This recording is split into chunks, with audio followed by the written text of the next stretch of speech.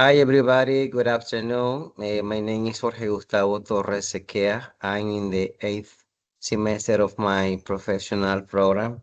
And today I'm going to give the answers of some reflective questions based on the text that we were studying, um, which main topic is the communicative skills of the English language. So I'm gonna give my answers based on the author's references. The first question is, what is your purpose for studying English as a foreign language? Okay, I'm gonna answer first according to the author point of view. According to Lever 2005, he said that a main purpose of language study is to transition from being a passive learner to become a autonomous one who can work effectively the English language in the real field facing daily situations, things that happen every day, communicative affairs. Uh, Basically, these functions emphasize that we not only learn grammar rules. The most important is to learn the language in a communicative way where you can understand and express your ideas in English, and also you can understand the idea of the others. Another reference is Guillem 2024. He emphasized basically that EFL context, purpose, and often impelled by methodological and motivational aspects. Here I'm totally agree with him because to learn involve uh, emotions, feelings, and not only from the teacher, also the students.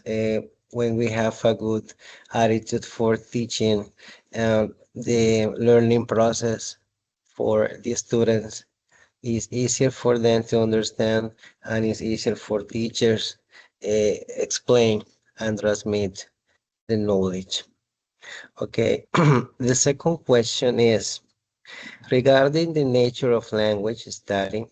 What aspects imply acquiring, excuse me, speaking skills? Okay.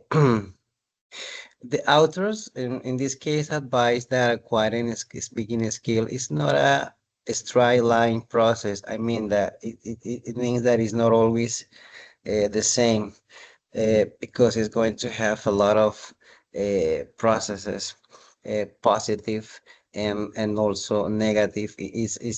It's not only memorizing. It implies a lot of compound aspects. One of the aspects that the authors mention say that the stability of fluency, accuracy.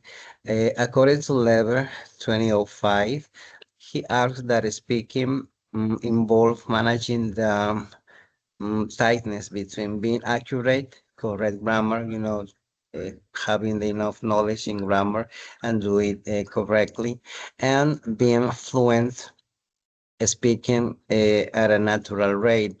In this case, is quite important to highlight that the process of learning any language in the natural way that we do is the best manner when we want to get it as a communicative skill if we want to improve it. Um, okay, they also say that they recommend strategic competences, the ability to use strategies to overcome a lot of slots in knowledge. You know that uh, as the process is not equal all the time, it's going to be it's going to have a lot of up and down. Okay, and those is a lot of knowledge and must be covered. during the process. Also, they say that the cognitive and metacognitive processes, according to Guillen 2024, he emphasizes that speaking needs cognitive strategies like practicing and receiving sending messages, and metacognitive strategies like planning and monitoring the speech, the way that we are expressing our ideas, our knowledge. We must taking into account that it must be done correctly. And also something that we have been talking, which is the social and effective measurements are shown as speaking in inherently social that involve managing feelings of anxiety. Okay, that is more of the effective affective domain, sorry, and also using social strategies like asking for clarification or cooperation or monitoring the speech. Well, the next question is, okay, excuse me, after planning your language study and especially to enhance your speaking skills, how can you answer your progress? Uh, So, well, according to them, to the author, Cecily Jem, suggests that using didactic sequencing ICT tools like recording to listen back to your performance, allowing for more objective assessment of having, a better pronunciation, rhythm, and intonation. These are the main recommendations for having a better, uh, for enhancing our speaking skill.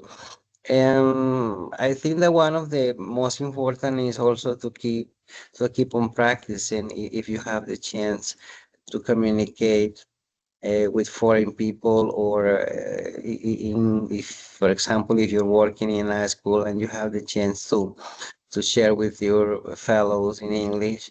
The idea is to keep on practicing and be in contact with the language more of the time that you can.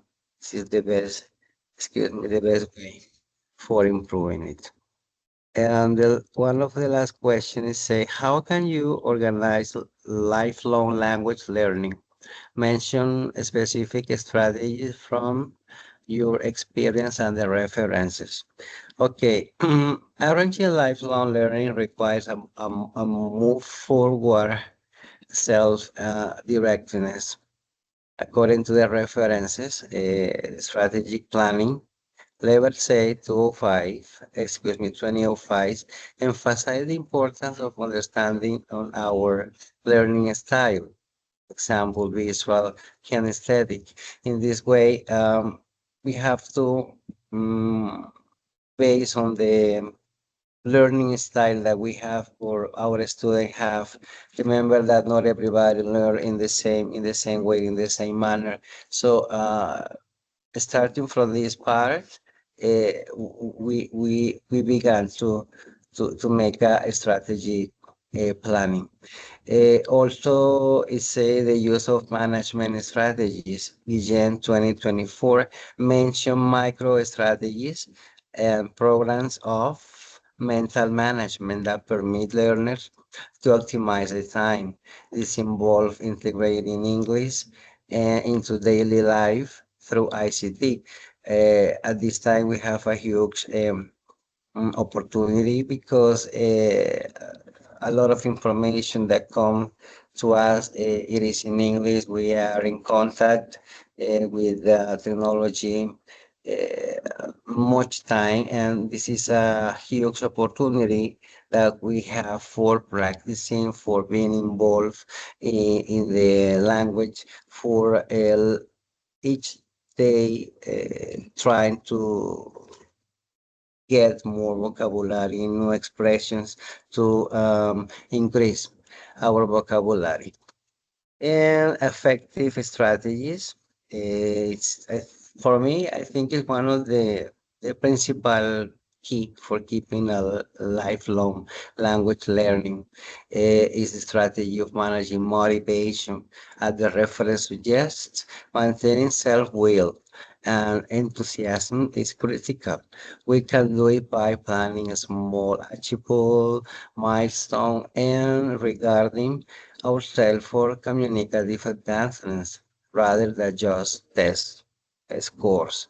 So here the motivation and also the enthusiasm are important, and I think they are necessary for having a good development of the learning process because when we feel motivated, when we feel enthusiasm, things are easier, the learning process is more comfortable, and it's much better to be in that environment for the students and also for the teachers.